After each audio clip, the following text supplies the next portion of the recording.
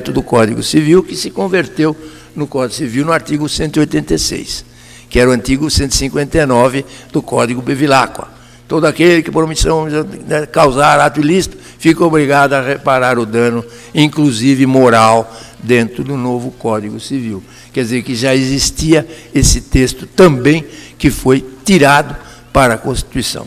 Mas a Constituição, então, arrematou tudo isso com a personalidade, dignidade da pessoa humana, e valorizando sempre essas situações, tanto que o novo Código foi além e transferiu também esses direitos da personalidade à pessoa jurídica, no artigo 52.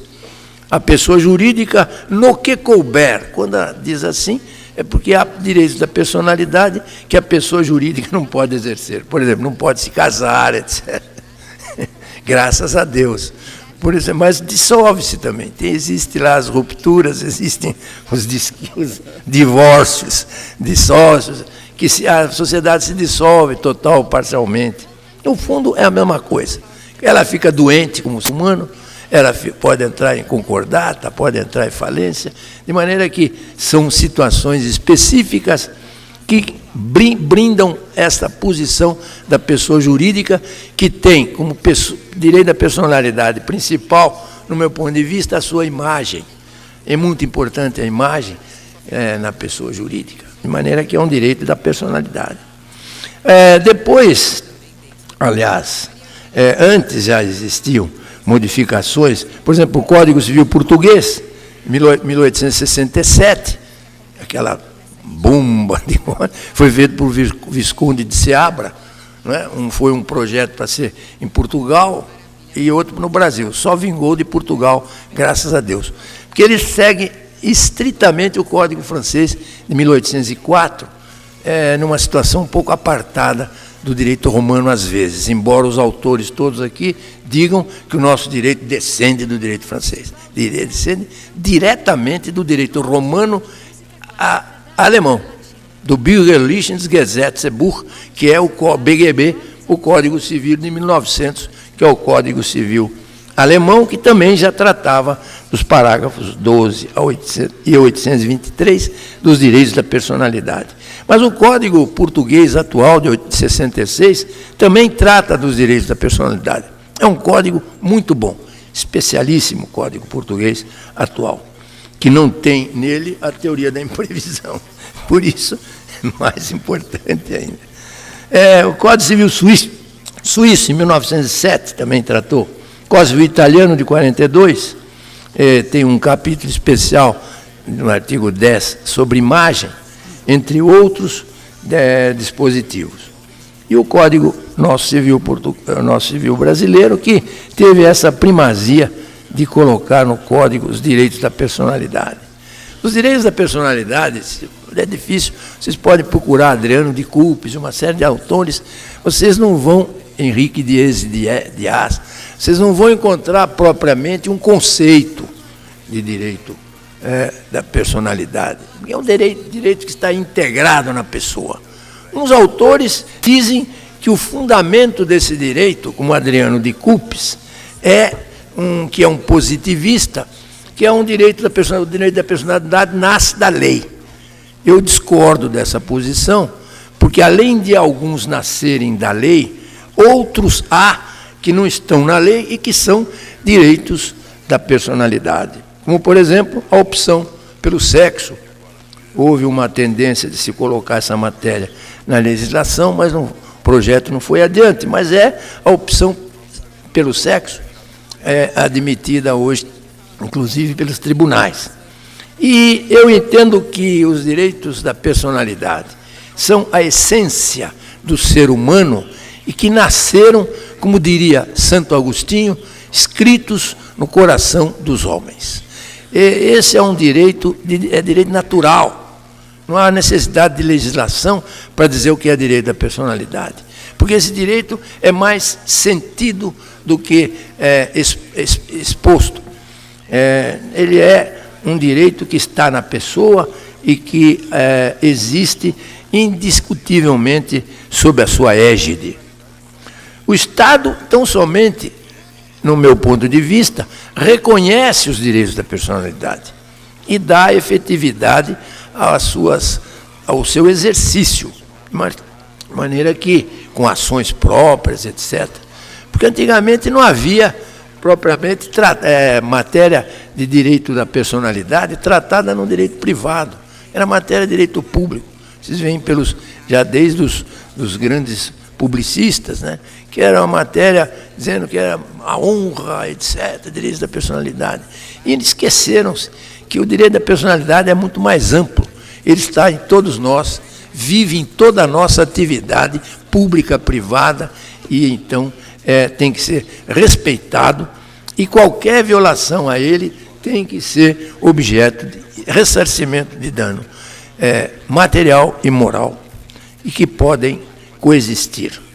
Os caracteres desses chamados direitos subjetivos privados, como preferiu Limonge França, que é propriamente uma figura notória nessa matéria, no seu Manual de Direito Civil, é verdadeiramente um tratado sobre esse assunto. Era uma pessoa que tinha, assim, aptidões de ver o futuro. E ele viu tudo isso que nós estamos falando hoje, nos direitos da personalidade, numa classificação muito bem feita. E então ele falava em direitos extrapatrimoniais, porque os direitos da personalidade não se ligam ao patrimônio. Só se liga ao patrimônio o exercício do direito. Se eu sou um artista, eu tenho direito da personalidade e direito do autor, mas posso vender o quadro e transferir, exercer esse direito na prática. Pode ser objeto de negócio jurídico.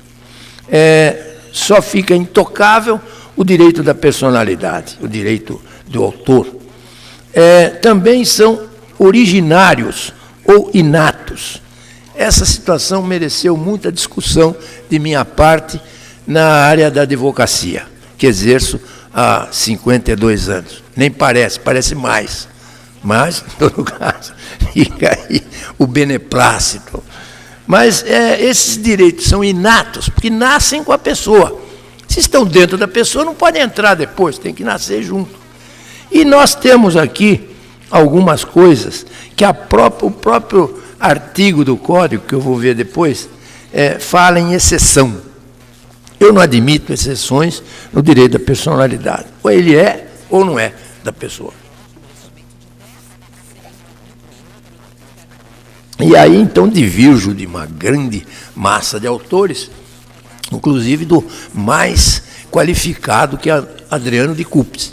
Ele acha que está sempre na lei. O que a lei disser é direito da personalidade. Ora, então não é possível que o direito natural fique submetido a esta situação irregular, muito imperfeita, do ser humano relativo, quando faz a lei. A lei é sempre imperfeita. Direito natural, não. Direito natural é a essência que nós sempre temos e não dizemos, porque ela é indizível. Não se pode traduzir em palavras.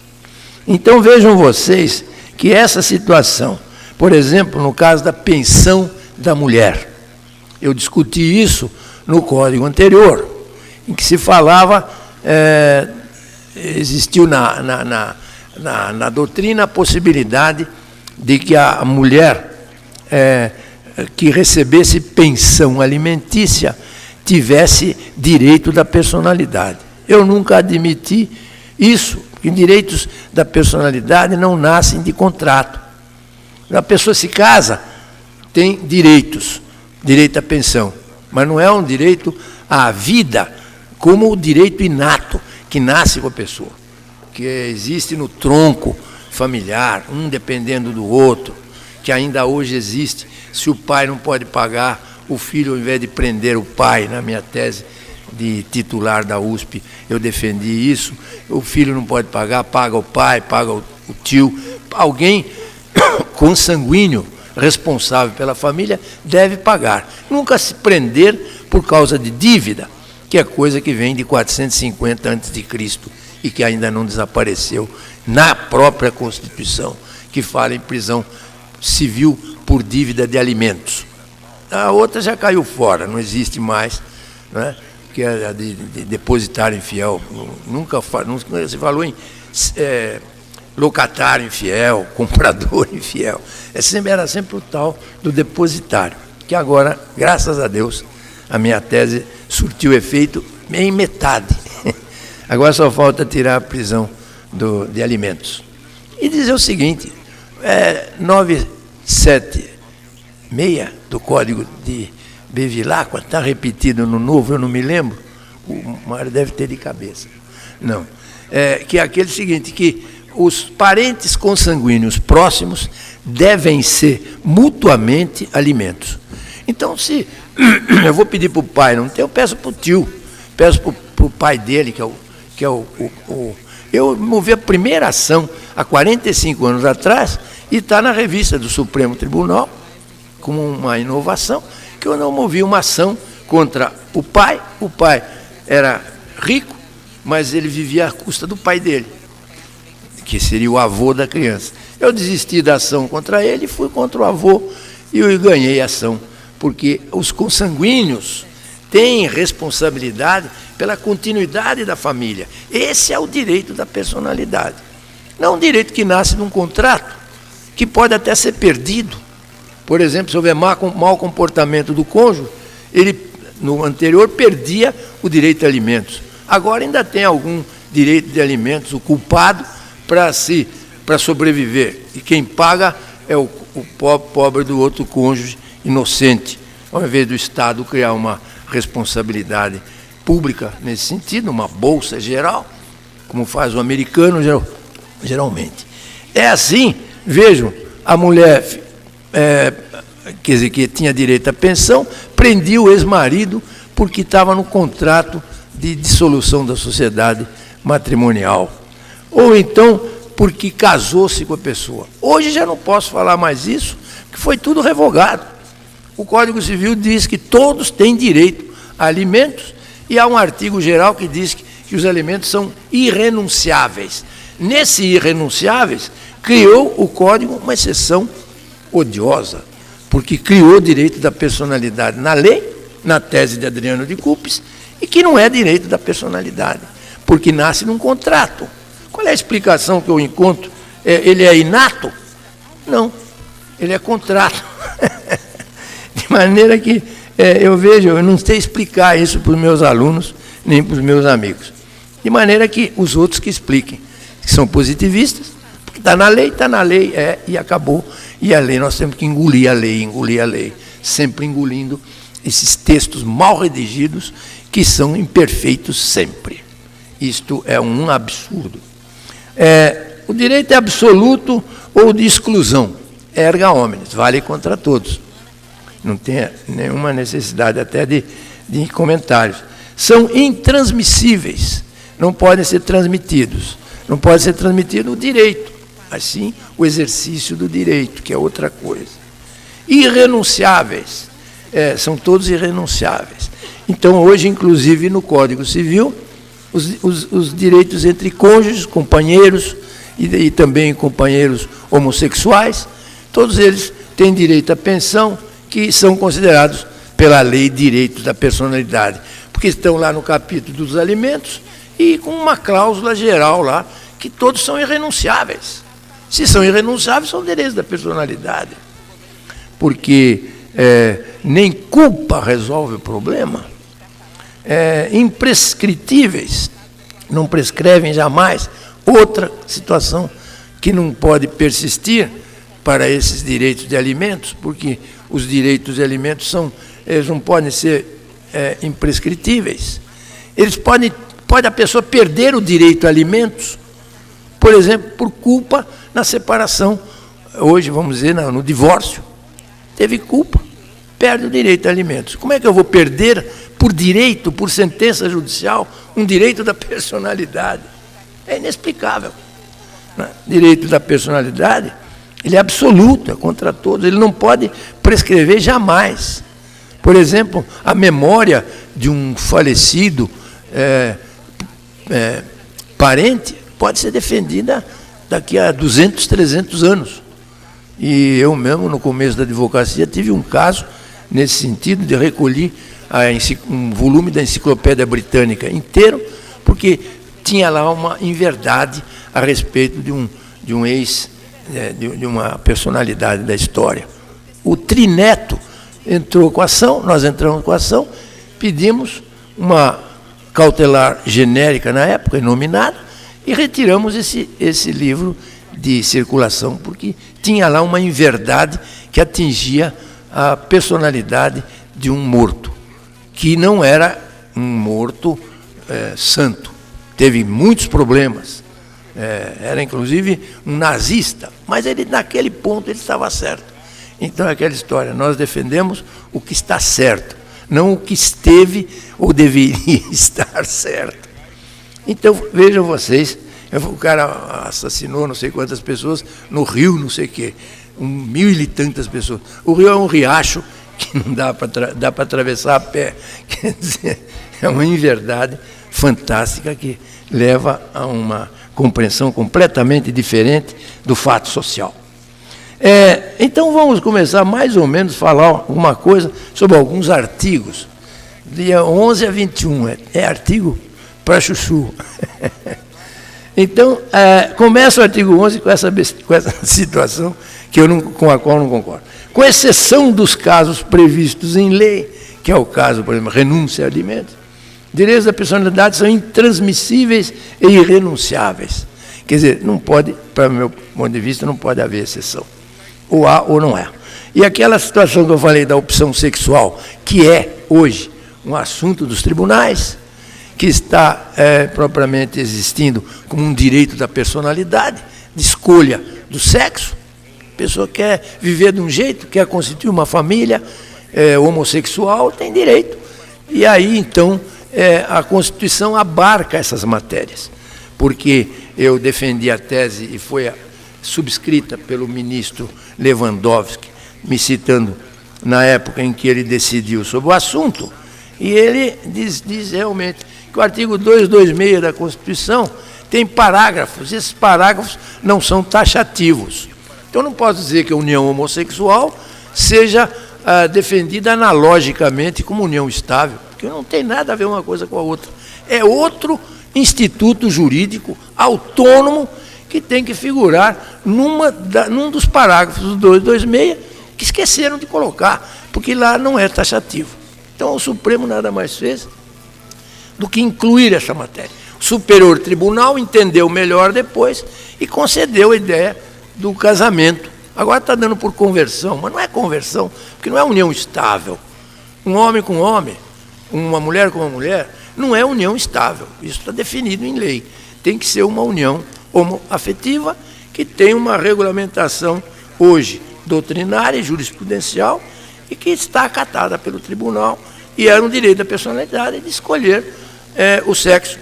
A pessoa pode optar pelo sexo. Não interessa se está na Bíblia, se Gênesis diz que o homem e a mulher foram criados, mas os dois foram e agora são independentes.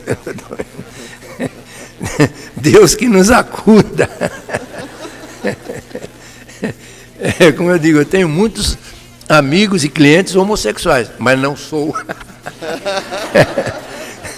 Grifem. Não sou, não que seja para mim ruim, para mim poderia até ser bom, porque na antiguidade era uma delícia. Todo mundo, para eles, os filósofos todos, tinham a mulher guardada lá em casa no gineceu, no lugar cuidando das criancinhas e tal. Tinha os banhos públicos com os companheiros homens, filósofos, todo mundo junto, com os discípulos bonitinhos lá dos grandes filósofos, que aparecem aí no livro do Banquete de Platão, que é só vocês lerem o livro que vocês acham, o Vilaça tem razão, não viveu naquela época, mas sabe.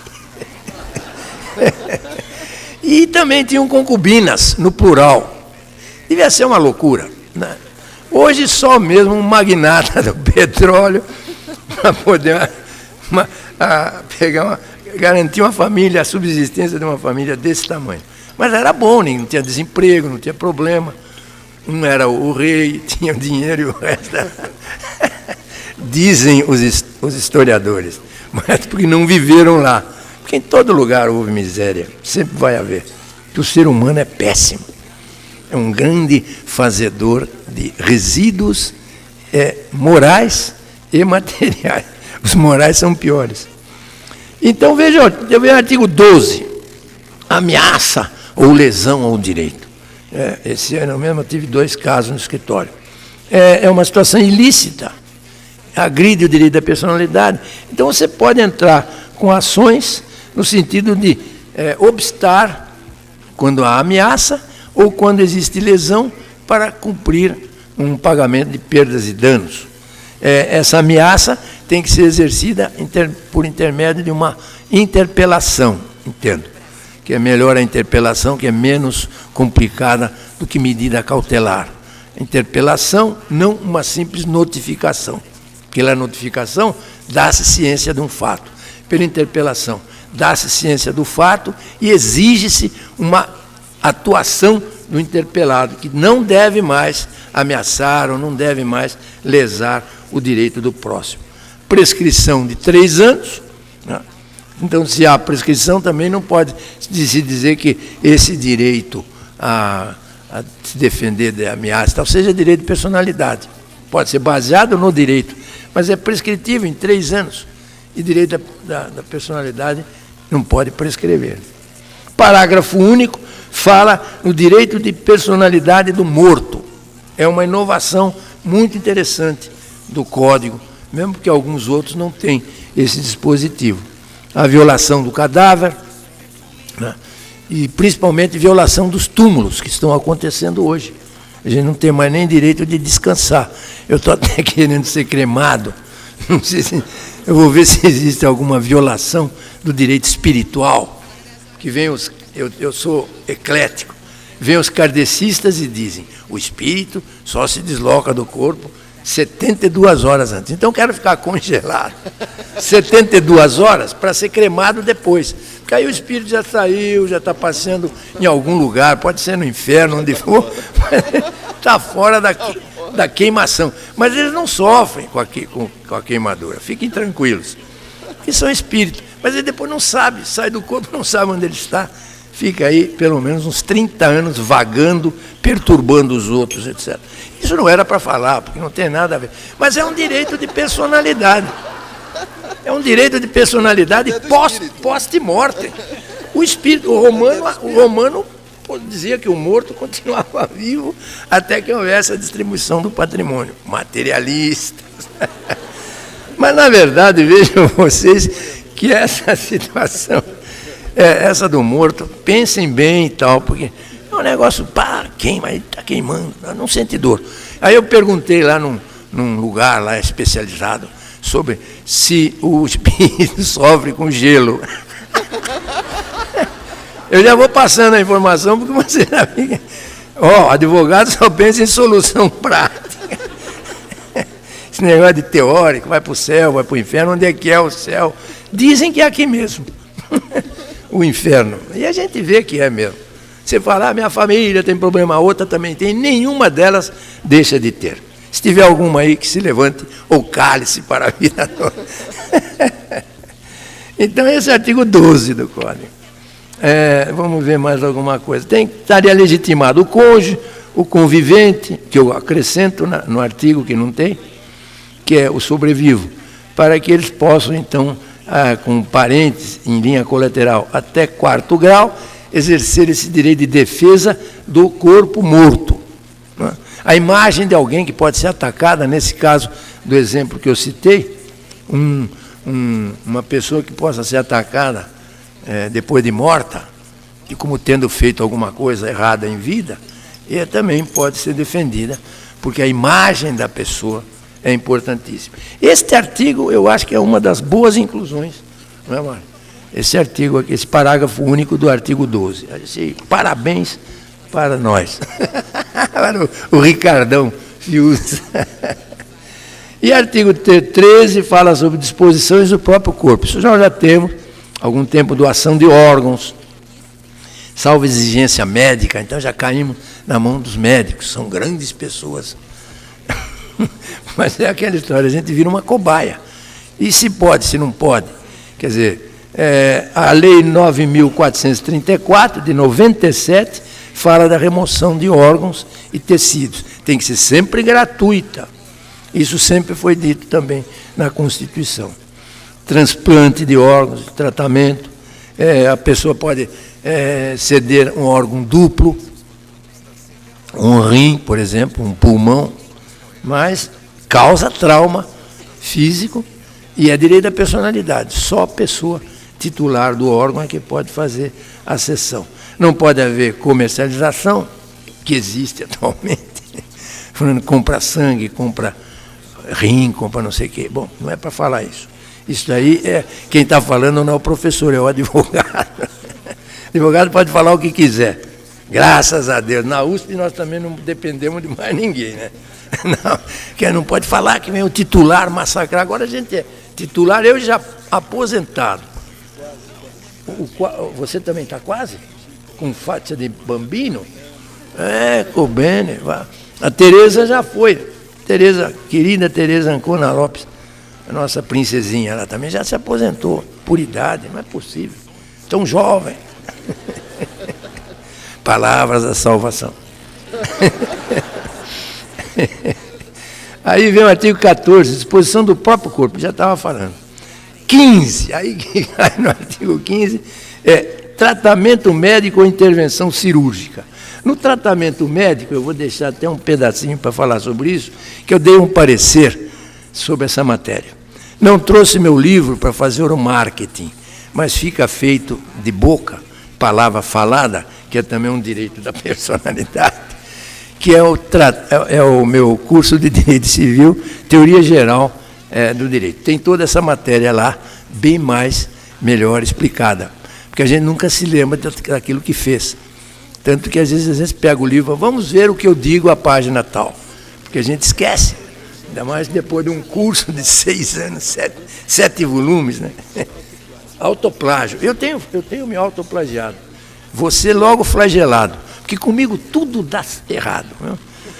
Né? Vem a fama, mas indenizações e outras coisas ilícitas. Então, com esse problema do paciente, já me recordo de uma das ações, que já terminou, graças a Deus, que eu dei um parecer para testemunhas de Jeová. E respeito muito a liberdade religiosa e de pensamento desses integrantes dessa religião, a gente chama de religião, porque o artigo 15, deixa eu ver se eu trouxe aqui o artigo 15. Ninguém pode ser constrangido a submeter-se com risco de vida a tratamento médico ou a intervenção cirúrgica. Então é muito difícil interpretar. Ninguém pode ser constrangido, quer dizer, tem que ser espontaneamente. Submeter-se com risco de vida. Existe risco de vida na transfusão? Não, mas pode existir risco. Por exemplo, pode pegar AIDS, risco de vida. Sífilis, hepatite, doença de Chagas e algumas outras doenças. E que são facilmente... Eu tive vários casos no escritório, por exemplo, de doença de Chagas. O coração começa a crescer e a pessoa morre depois. Por quê? Por causa de transfusão. E a testemunha de Jeová, ela é contrária ao problema de tomar sangue, que é contra uma lei de Deus, que vem desde a Bíblia, e citam vários autores. O meu parecer tem mais de 100 páginas, porque foi um parecer assim, meio histórico, não teve nenhuma discussão judicial, mas está sendo usado em vários casos, porque esse meu parecer colocou em choque 2 textos de lei. Primeiramente, a omissão do socorro. Mas se o médico, pelo artigo 135 do Código Penal, se o médico não fizer a transfusão, o cliente diz, eu não quero fazer a transfusão de sangue, ele morre, aí o médico é responsável por omissão de socorro. Não, porque o cliente está voluntariamente escolhendo, ele não está querendo morrer, ele está escolhendo um tratamento, que é permitido pelo artigo 15. Mas se o fulano chegar, ou houve um acidente, ele chega exangue, ele não tem sangue nenhum, perdeu todo o sangue. Testemunha de Jeová, eu conversei com 40 e tantos médicos, eles têm lá sistema de criação de sangue no próprio corpo que não tem sangue. Eles têm lá um método, eu não entendo nada disso, mas o meu parecer é assim, a ser verdade de que existem outras formas de tratamento, ninguém pode se submeter a tratamento médico contra a sua vontade. Pode escrever um documento, deixar registrado, deixar com parente, e nunca se vai poder fazer contra a vontade da pessoa. Porque é uma situação que muito desagradável, que a pessoa se sente completamente quebrada na sua dignidade de pessoa, ela perde o seu status no meio em que ela vive, porque quem toma sangue viola a lei de Deus para os dessa religião. Então vocês vão ver que tem muita coisa interessante. E também tem uma coisa, se a pessoa não quer se submeter ao tratamento, o outro artigo do Código Penal é o 146, que é o do constrangimento ilegal. O médico não comete omissão de socorro, mas constrange ilegalmente a pessoa, porque ninguém é obrigado a fazer ou deixar de fazer alguma coisa, senão em virtude de lei. E ela pode excluir essa situação hoje com o direito à personalidade garantido no artigo 15. Não há lei que obrigue o